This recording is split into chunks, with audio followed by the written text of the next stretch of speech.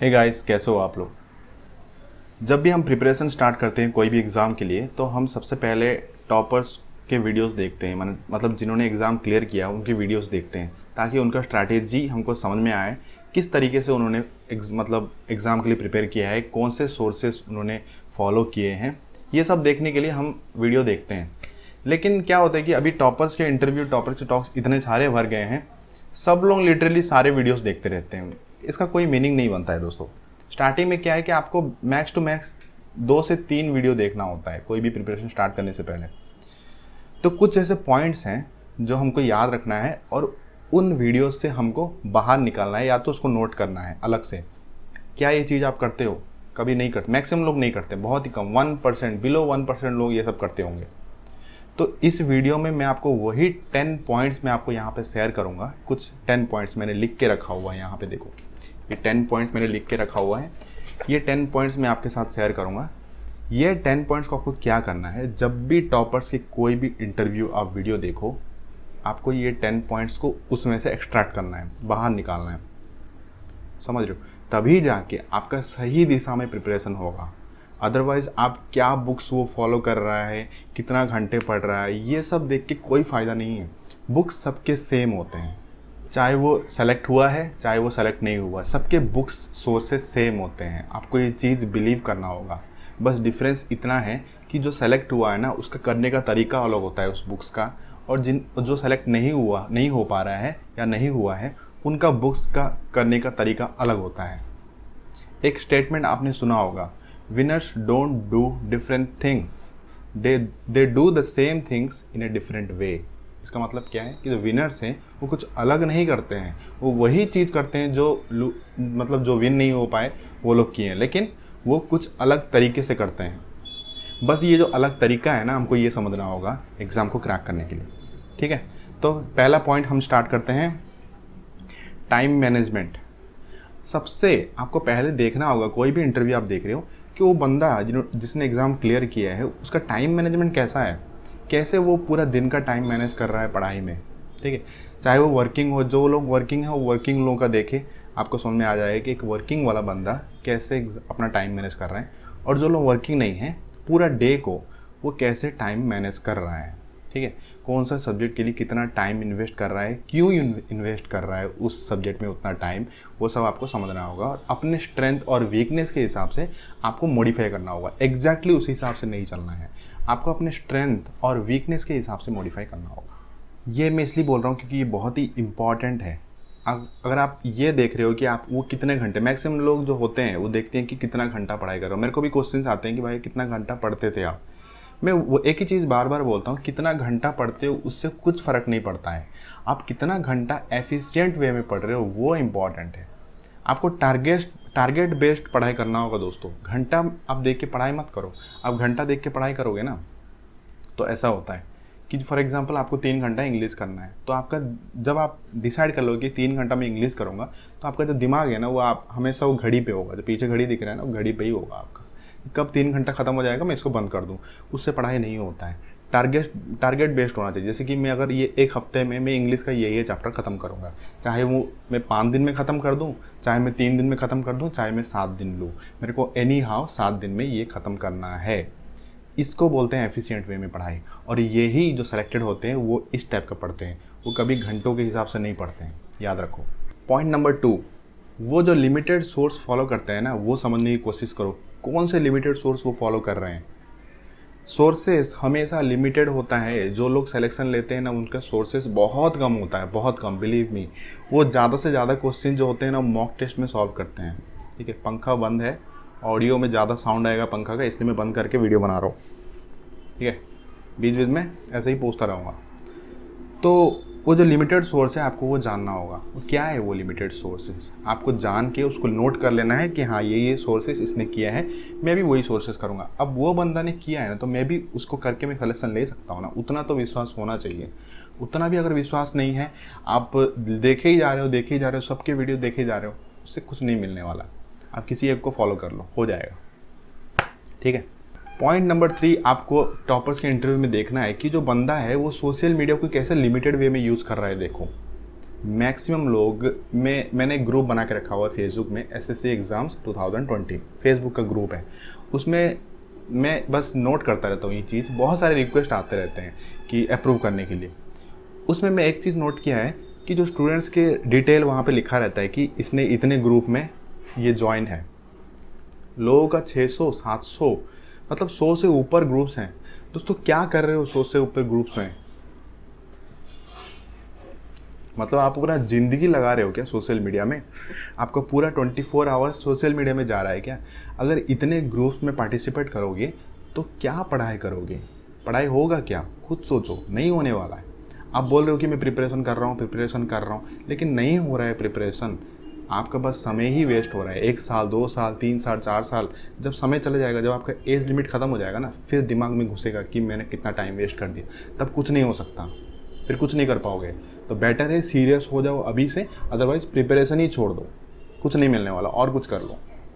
ठीक है, तो तीसरा पॉइंट क्या है कि देखो वो लोग सोशल मीडिया को कैसे मैनेज कर रहे हैं। मैक्सिमम लोग मैंने देखा हुआ है, मैंने अपना खुद का बता रहा हूँ, मैंने सोशल मीडिया डीएक्टिवेट कर, मतलब फेसबुक को डीएक्टिवेट। ऐसे फेसबुक में कभी यूज़ करता नहीं हूँ मैं, सिर्फ अभी फेसबुक यूज़ करता हूँ इसलिए कि मैं शेयर करूँ अपनी वीडियोज़ को, जो मैं शेयर करता हूँ उसके लिए मैं फेसबुक यूज़ करता हूँ। अदरवाइज़ फेसबुक में मेरा कुछ काम नहीं। ठीक है, तो फेसबुक इंस्टाग्राम जितने भी है और टिकटॉक वगैरह जो यूज़ करते रहते हो दोस्तों, ये सबसे दूर रहो। प्रिपरेशन में प्रिपरेशन ख़त्म हो जाए फिर देखना, आपको मन भी नहीं करेगा ये सब देखने के लिए, क्योंकि आपका जो लाइफ का ऑब्जेक्टिव है वो कुछ और हो जाएगा, बड़ा हो जाएगा, फिर ये सबसे आप उड़ जाओगे ऊपर। ठीक है, तो ये चीज़ देखना कि सोशल मीडिया कैसे मैनेज करते हैं टॉपर्स लोग, मतलब जिन्होंने सेलेक्ट हुए हैं। ठीक है, टॉपर मैं बार बार बोल रहा हूँ, तो ऐसा नहीं है कि आपको टॉपर का ही देखना है, जो भी सेलेक्ट हुआ है ना उनका स्ट्रैटेजी आप फॉलो कर सकते हो, ऐसा कुछ नहीं है।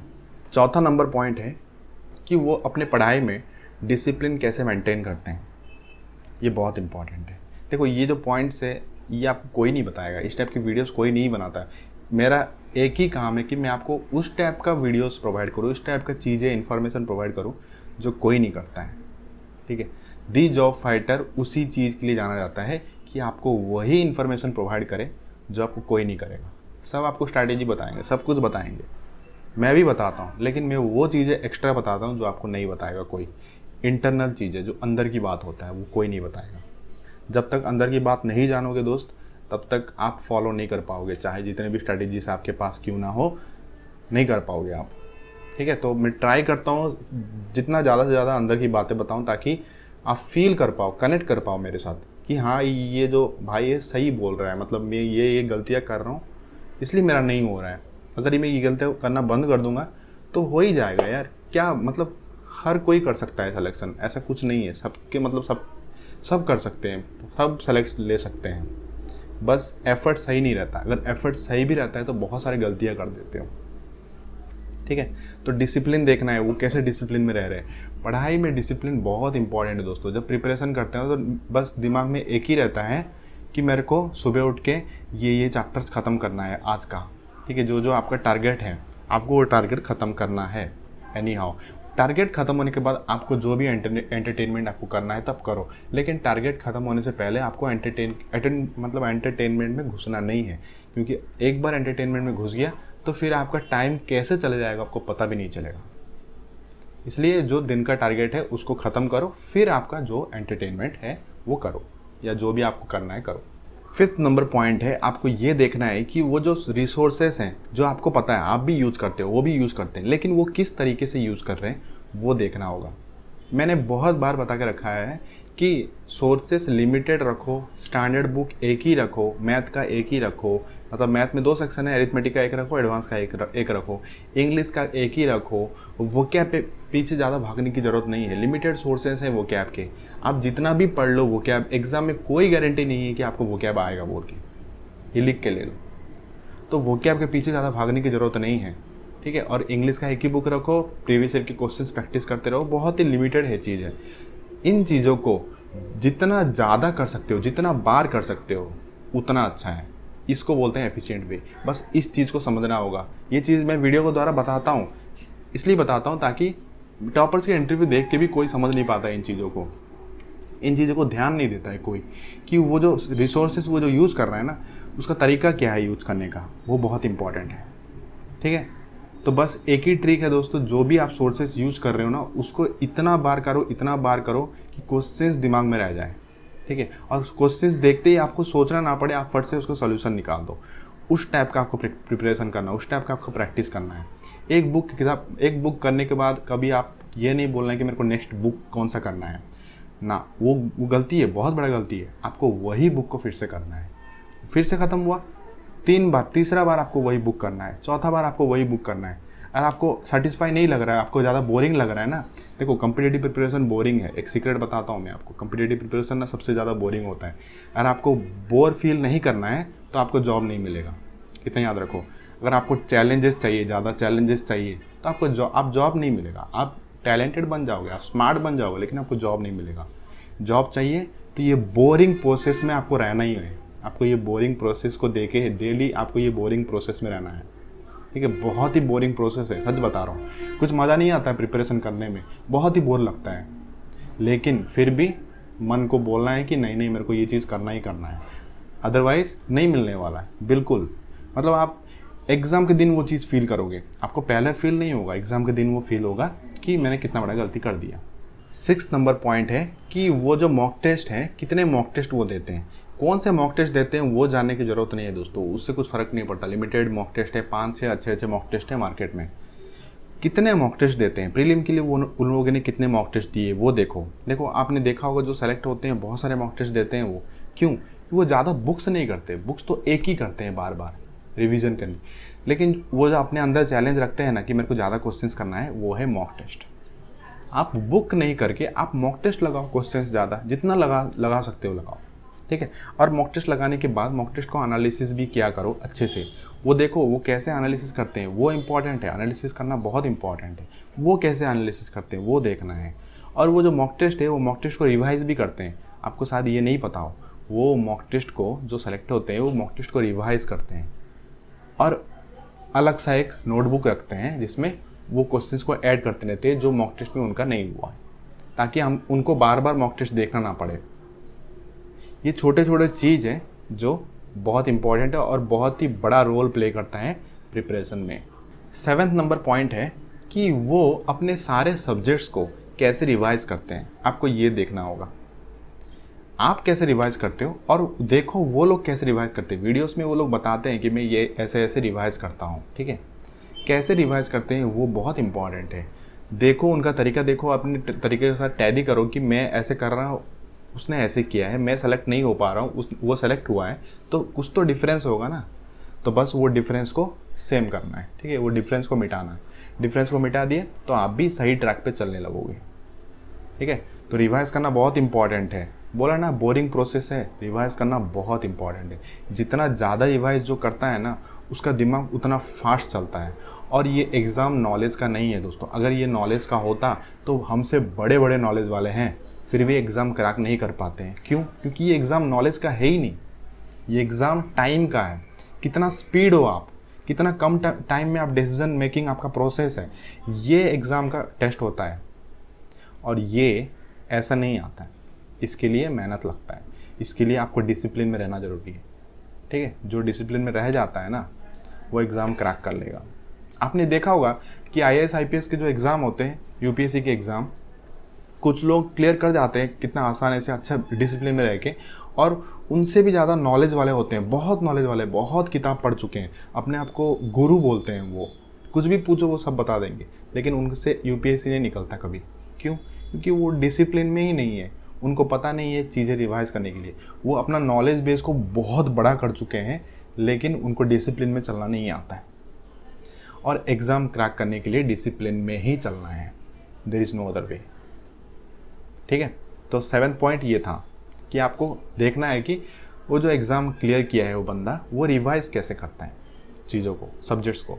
8th नंबर पॉइंट है नोट ऑफ मिस्टेक्स। ये बहुत इंपॉर्टेंट है। देखो जो भी सेलेक्ट हुआ है ना उनके पास ये चीज़ तो ज़रूर होता है, एक नोट होता है जिसमें एक वाइट नोट, मतलब एक नोटबुक होता है जिसमें वो सारे क्वेश्चंस होते हैं जो उनके गलत हुए हैं। स्पेशली मैथ के बारे में बात कर रहा हूँ। इंग्लिश का उतना इग्नोर कर देते हो, इंग्लिश के ऊपर उतना ध्यान नहीं देते, क्योंकि इंग्लिश का देख लेते हैं, बस एनालिसिस में देख लेते हैं कि हाँ ये गलत है, ये गलत है।